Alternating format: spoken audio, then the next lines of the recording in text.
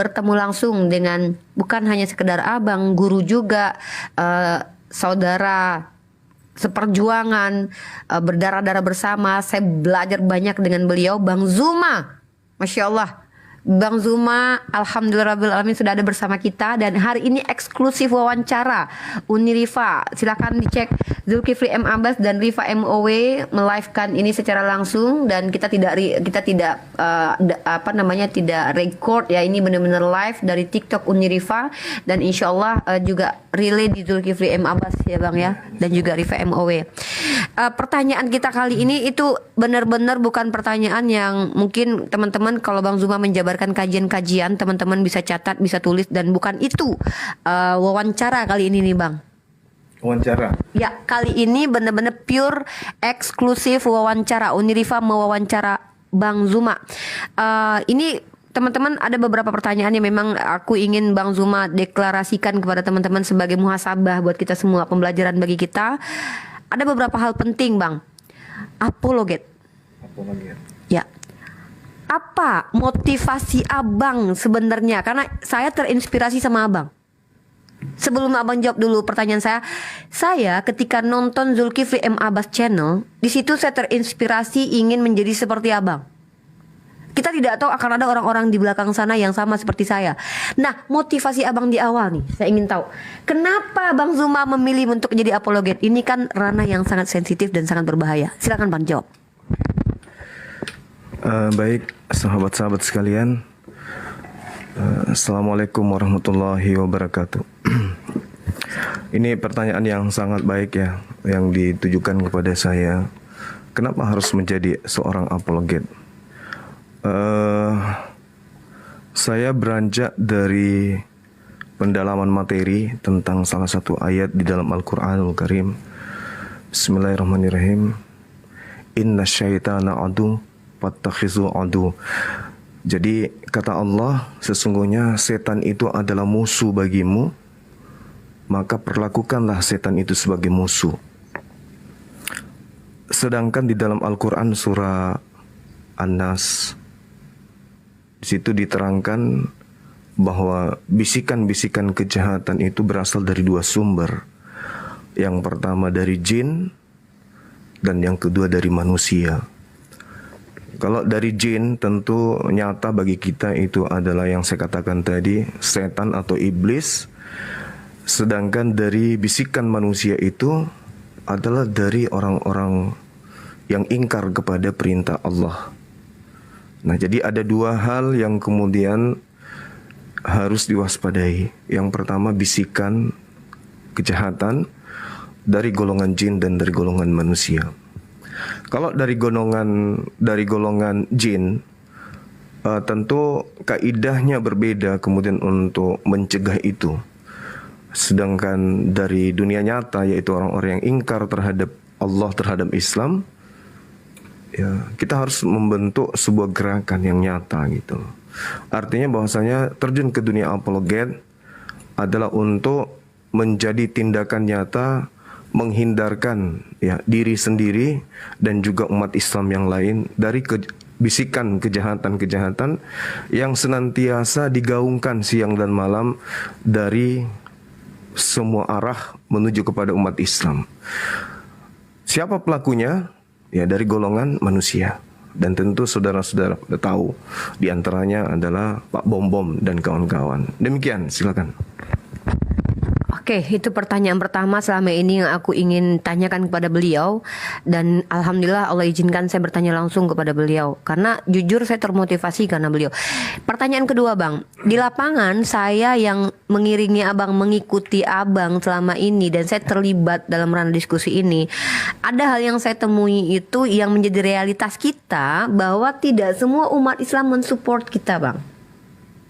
Nah, bagaimana tanggapan abang terkait umat Islam yang baru melek apologetika dan mereka kontra terhadap yang kita lakukan? Mungkin abang paham maksud saya.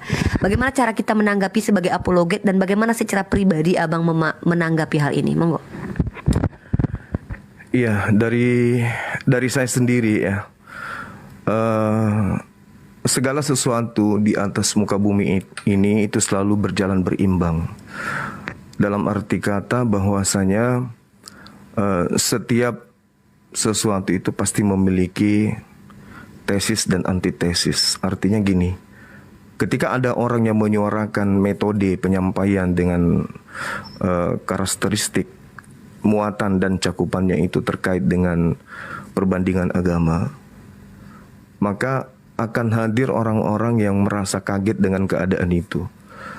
Kenapa? Karena dari sejak dahulu dari sejak Islam itu kemudian diajarkan oleh Rasulullah,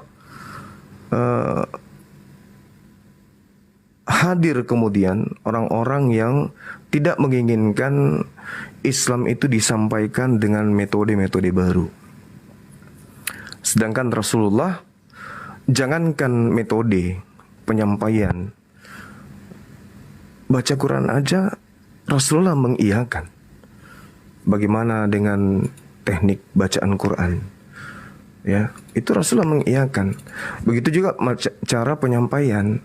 Jadi ketika kita kemudian hadir menyampaikan Islam itu dengan metode yang asing menurut teman-teman kita yang selama ini menikmati Islam dari penyampaian para ulama, para ustadz, tiba-tiba kita hadir dengan keadaan yang berbeda, ada beberapa aspek yang dihadirkan kemudian. Pertama, adanya benar-benar murni menegur dikarenakan mungkin metode kita yang masih sedikit keliru.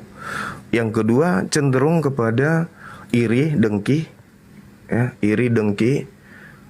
disebabkan karena mungkin kalah pamor, atau disebabkan karena metode yang mereka gunakan selama ini itu tidak berhasil, dan kemudian metode yang kita gunakan itu justru meraup perhatian yang mana perhatian dari bukan hanya dari kalangan umat Islam, tapi kalangan dari pelaku-pelaku bisikan-bisikan tadi, bisikan jahat tadi.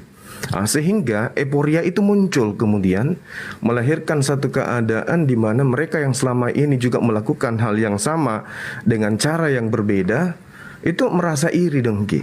Jadi bagi saya, ya selama niatnya lurus, niatnya benar-benar ingin seperti yang tadi yang saya katakan, inna syaitan, ya mencegah kemudian generasi Islam itu dari pengaruh-pengaruh bisikan-bisikan setan, maka selama itu juga saya tak peduli siapapun mereka dan apapun tujuan mereka. Ya bagi saya itu hanya bagian daripada riak di dalam misi apologet ini. Demikian.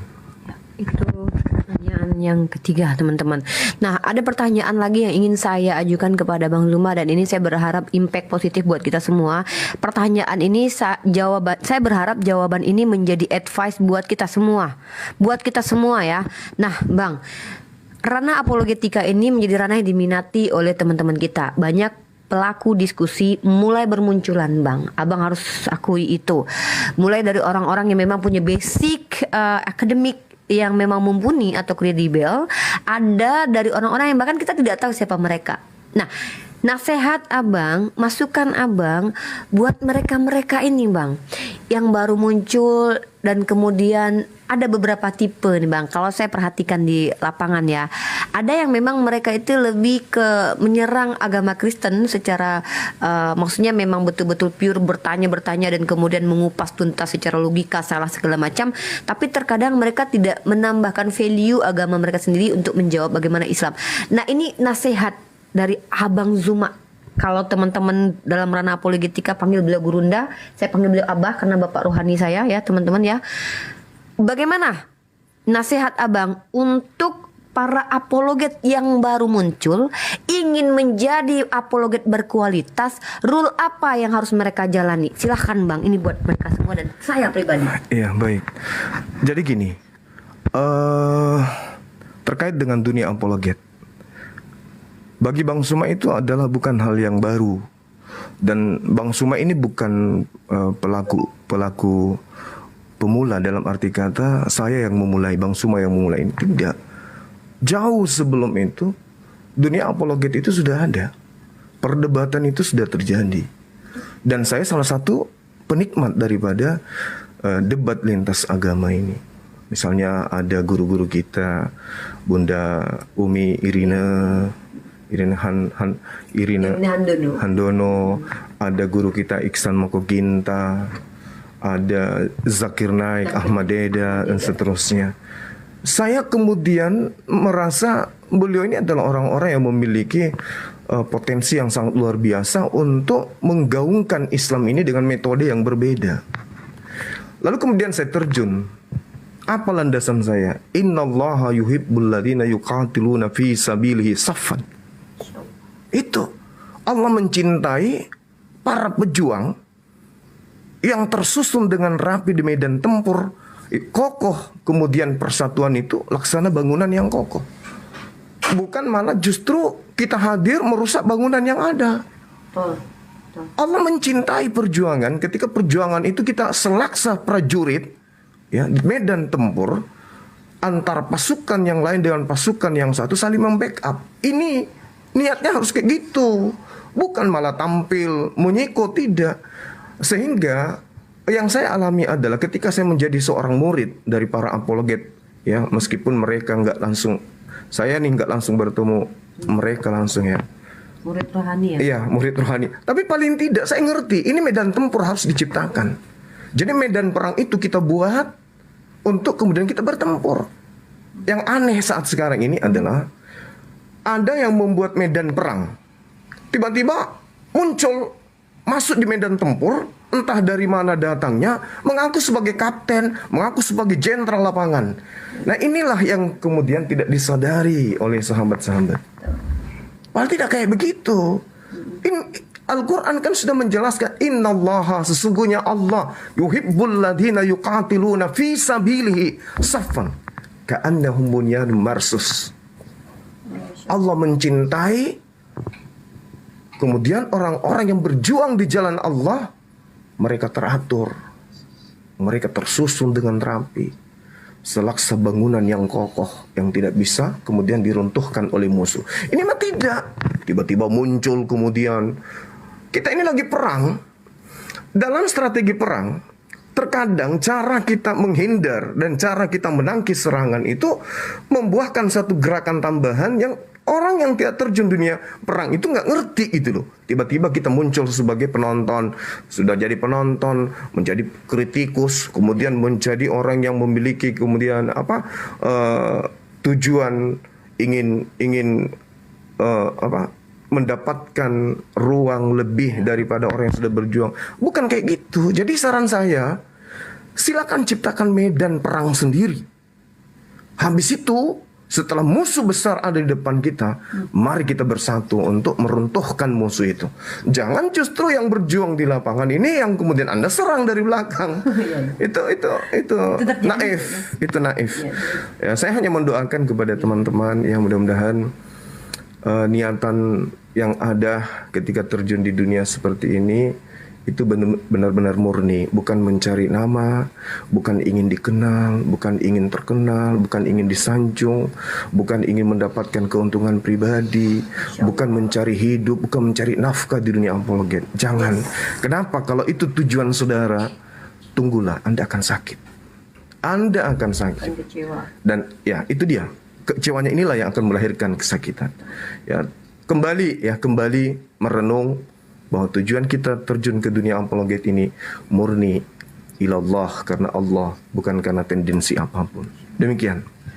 Insya Allah ini 2 pertanyaan terakhir nih, karena beliau sengaja memang saya tidak terlalu panjang lebar diculik Bang Zuma, kita culik untuk ini benar-benar sesi wawancara eksklusif saya dengan beliau yang ingin saya teman-teman semua tahu mindsetnya Bang Zuma dalam ranah apologetika ini. Nah, kemudian setelah tadi beberapa hal beliau jelaskan pandangan beliau terkait dengan teman-teman yang mungkin baru dalam ranah apologetika, tips. Sekarang saya minta nih beliau berbagi tips dan trik untuk menjadi pribadi yang insya Allah bisa istiqomah, karena ini sulit banget Bang. Mental tidak drop, karena Bang tahu sendiri yang kita hadapi ini bukanlah entertainer Bang. Kita nggak menghibur orang. Kita ini adalah orang yang siap untuk dihujat, dimaki, dihina, difitnah, dan dijatuhkan karakternya. Gimana nih Bang Zuma? Bang Zuma termasuk orang yang sering sekali diserang secara psikis teman-teman ya, difitnah, diserang secara pribadi, baik dalam internal ataupun di eksternal. Saya minta abang berikan edukasi buat kami. Ini buat saya khusus sebenarnya karena abang tahu saya paling rapuh karena saya juga perempuan juga ya walaupun saya mungkin terlihat berjakun gitu. Gimana tips triknya bang menjadi seperti abang ini yang kalau saya sama Ustadz Alwan tuh bilang abang itu bukan cuma konsisten tapi endurance. Maksudnya tuh bertahan dan ketika terjatuh karena kerikil abang langsung berdiri. Gimana caranya? Tipsnya biar teman-teman juga ikuti hal yang sama. Iya, jadi pertanyaan ini jawabannya itu terkait dari jawaban-jawaban saya dari pertanyaan yang tadi. Cuman ada satu hal yang menarik teman-teman, utamanya apologet pria ya. Kalau Anda ingin eksis, yang pertama yang saya sarankan tadi, jangan pernah mengharapkan sesuatu yang lebih dari dunia apologet selain daripada pengorbanan. Lalu apa triknya kemudian kita bisa bertahan? Salah satunya nih, ini rahasia nih. Saudara harus memiliki sosok yang bisa membackup Anda secara finansial misalnya, atau secara kesehatan misalnya, atau secara suplai data misalnya, atau ada yang kemudian menyiapkan waktu untuk sharing dengan Anda misalnya di belakang layar. Guru berarti. Guru dari semua yang kita butuhkan sebagai apologet. Ya alhamdulillah saya buka-bukaan aja. Selama ini yang membackup saya ya. Jadi kalau memang susah kalau misalnya seorang Bang Zuma itu ingin disaingin. Iya. Susah. Kenapa? Di belakang saya itu banyak guru-guru saya. Para para habib, ya, ulama. Guru-guru apologet saya itu banyak tersebar di Indonesia ini, bahkan dari Malaysia juga ada. Jadi kalau untuk mencari sesuatu yang berbeda untuk mengalahkan, menjatuhkan apologet yang lain itu nggak perlu. Nah, sama seperti saya, pasti teman-teman kenal Mbak D. Kenal Mbak D kan? Roh Kudus aku. Nah, itu adalah Roh Kudusnya aku gitu loh. Roh Kudus yang selalu mensuplai kekuatan, memberikan nasihat, memberikan petua, selalu mengingatkan ketika saya ingin jatuh, beliau memberikan support dan seterusnya. Ya, kita harus memiliki orang-orang yang peduli dengan dunia apologet. Jangan berjuang habis itu seakan-akan laksana ikan yang ketinggalan air, jangan. Carilah orang-orang yang tulus, cari orang-orang yang ikhlas, cari orang-orang yang ingin kemudian berkorban dengan cara yang tidak salah gitu loh. Mereka yang kemudian peduli dengan agama ini, mereka ingin terjun tapi mereka tidak punya kemampuan, tapi mereka punya finansial. Mereka berdakwah melalui yang mereka punya. Sama seperti guru saya Habib Muhammad yang ada di Kalimantan. Beliau ingin turun, tapi kemudian beliau tidak punya waktu, beliau tidak punya kemampuan. Beliau mensuplai materi-materi. Nah itu seperti itu. Jadi kita itu tidak hanya sekedar turun tampil di depan layar habis itu keluar tidak. Jadi segala sesuatunya itu harus kita persiapkan. Jadi jangan saudara-saudara itu melihat wah ini Bang Zuma kuat karena gini-gini. Oh tidak, bukan hanya sekedar fisik aja yang kita butuhkan.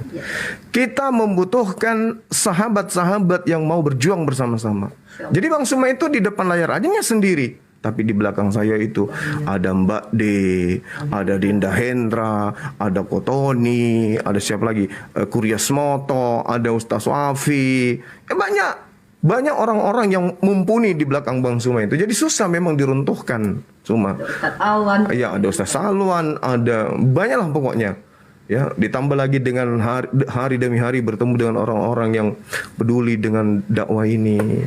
Ya, ada Kak Sarah, ada Ustaz Romi, semuanya ada. Jadi tidak bisa tampil sendiri, nggak bisa. Nah, kalau hal ini ingin dikalahkan misalnya, silakan aja ciptakan medan tempur masing-masing. Ketika musuh Anda itu berat, baru kontak kita. Kita bersatu kemudian untuk melumpuhkan musuh-musuh kita. Ingat musuh sahabat-sahabat apologet Islam adalah musuh Bang Zuma juga. Musuh daripada Unirifa. Seperti itu. Kalau musuh saya Anda tidak ingin jadikan sebagai musuh, nggak apa-apa. Biarkan saya mencabik-cabik Pak Bom seorang diri. Akan gue habisi dia. Ingat aja. Biarkan waktu yang berbicara. Pak Bom targetnya. Iya. Saya kira begitu ya sahabat-sahabat sekalian. Terima kasih. Jadi teman-teman ya, karena memang saya tidak bisa menahan menculik Bang Zuma waktu lama karena beliau juga harus makan siang, dan teman-teman juga harus tahu beliau sangat padat sekali schedule-nya. Tapi masya Allah dengan hadirnya beliau bersama saya podcast, saya anggap ini benar-benar the real pertanyaan yang saya ajukan selama ini. Dan ini terakhirnya, yang terakhir ini adalah keegoisan saya. Saya ingin beliau spesial khusus menasihati saya secara personal. Maksudnya apa nasihat beliau dari sebagai seorang abang, kakak, bapak rohani yang mungkin harus beliau sampaikan ke saya, yang selama ini mungkin beliau nggak maulah nyampein, takut Nurifa tersinggung, sakit hati. Saya pengen beliau belak-belakan di sini, dan ini kan saya pegang untuk pegangan the next move-nya saya, bergeraknya saya semakin kuat dibentengi oleh orang-orang yang seperti disampaikan beliau tadi, bahwa kita punya Roh Kudus di belakang. Sekarang silakan Bang, ini spesial buat saya pribadi. Iya. Jadi kalau berbicara mengenai Uni Rifa, beliau adalah adik saya ya. Itu menasihati beliau berarti sama dengan menasihati saya. Ada ayat dalam Al-Quranul Karim yang memang spesial untuk orang-orang seperti beliau ini. Ya ayyuhalladzina amanu. Jadi dipanggil beliau, wahai Uni Rifa, lima taquluna ma la taf'alun. Mengapa engkau mengatakan sesuatu yang tidak kamu kerjakan? Wahai Bang Zuma, mengapa kau menyampaikan sesuatu yang kamu sendiri melanggar, kan gitu ya. Artinya gini, kepada Uni Rifa sebagai seorang apologet, yang kita butuhkan itu adalah istiqomah di dalam setiap hal. Sebagai corong penyampai, ya kita harus memberikan contoh yang baik. Jangan pakai prinsip unsur maqala wala tunsur man qala. Itu kadang bisa digunakan, tetapi tidak semuanya itu harus kita gunakan. Ada orang berkata, jangan kau melihat siapa yang berkata, tapi lihat yang dikatakan. Itu nggak bisa dipakai. Di dunia apologet, itu harus apa yang kita katakan, apa yang kita kerjakan.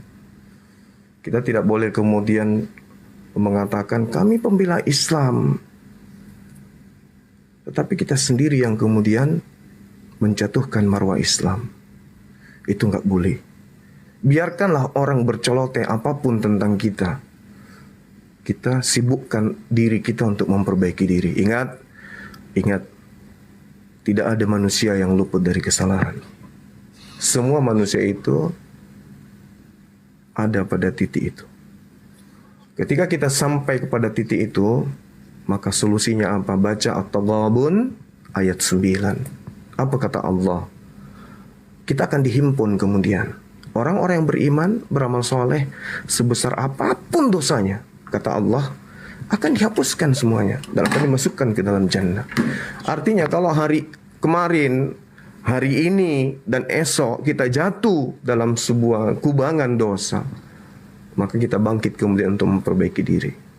Prinsip saya sih, selalu saya katakan kepada anak didik saya ya, baik di kantor atau di rumah, antum semua akan menjadi seperti apa yang antum pikirkan tentang diri antum semuanya.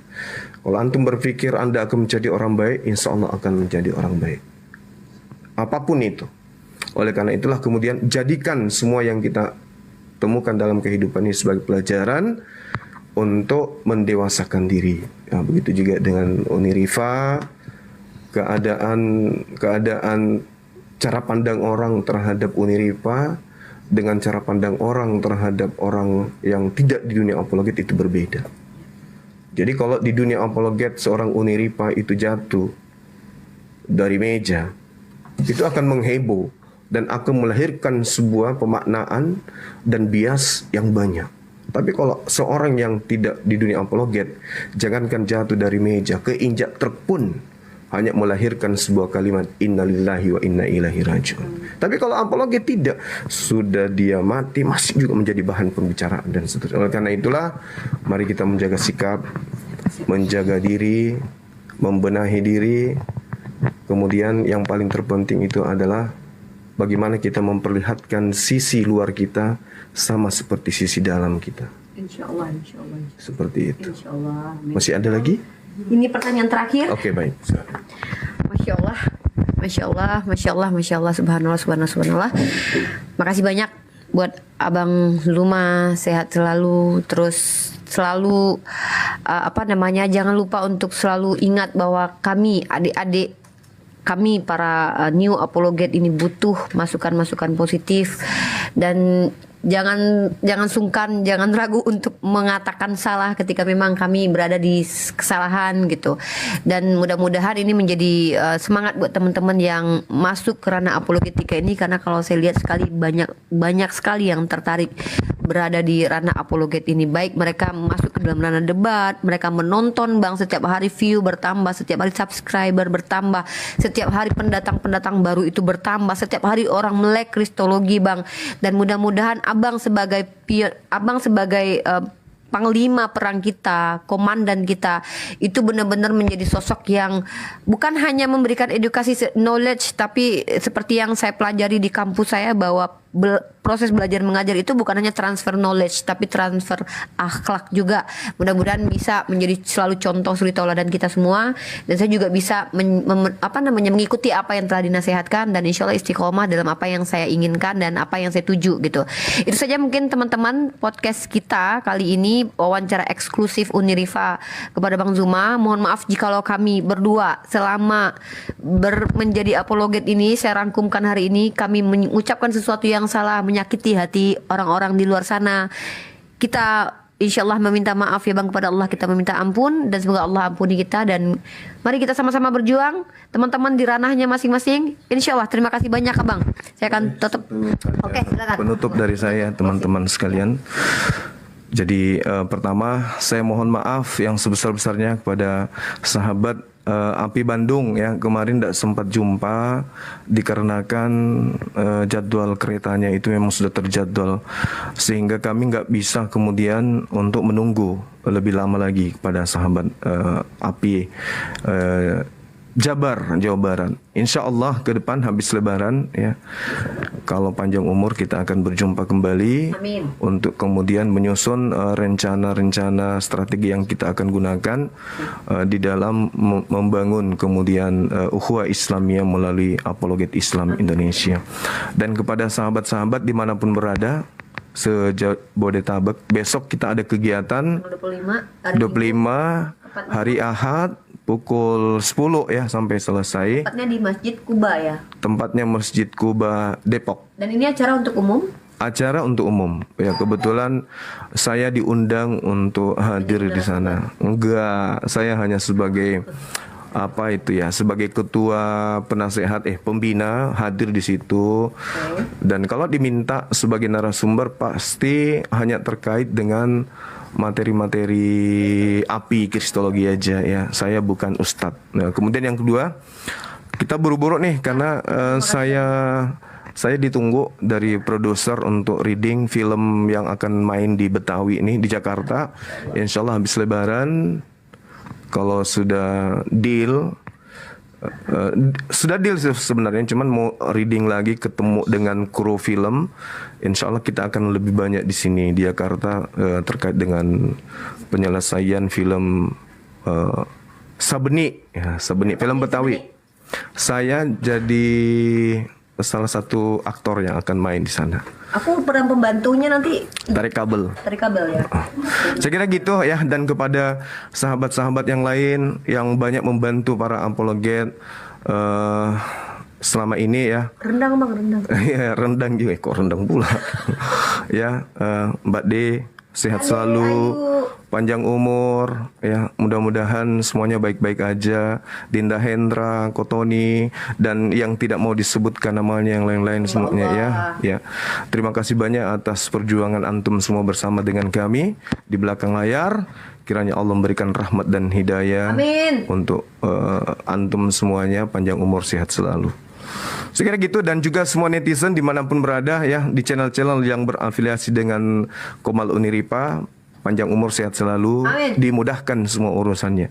Amin. Subhanakallahumma bihamdi asyhadu an la ilaha illa anta astaghfiruka wa atubu ilaih. Salam tauhid, salam satu Tuhan. Allahu akbar. Jayalah Islamku, jayalah Indonesia. Allahu akbar. Assalamualaikum warahmatullahi wabarakatuh. Assalamualaikum warahmatullahi wabarakatuh. Oke, yang di YouTube saya close dulu. Oke. Yuk, kita close dulu ya, karena kita mau on the way. Bye bye semuanya. Aku balikin dulu deh.